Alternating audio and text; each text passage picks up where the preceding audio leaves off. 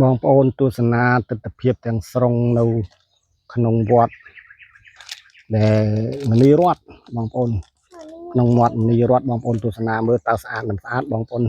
ជួយ like ជួយ share ម្នាក់មួយម្នាក់ពីរមកបងប្អូនបានបុណ្យទាំងអស់គ្នាហ្នឹងហើយបងប្អូនបានទស្សនាហើយហ្នឹងហើយបងប្អូនទស្សនាទៅមើល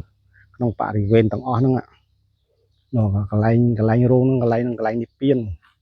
ដល់ពេលនេះជុំវិញព្រះអង្គធំហ្នឹងនៅជុំវិញចេតិយហ្នឹង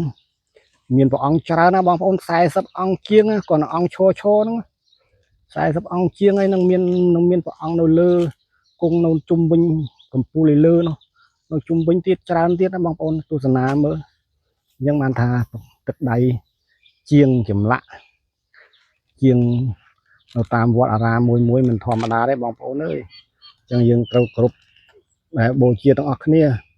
កុំឲ្យសាបសូន្យវប្បធម៌ខ្មែរយើងបងប្អូនជួយលើកតម្កើង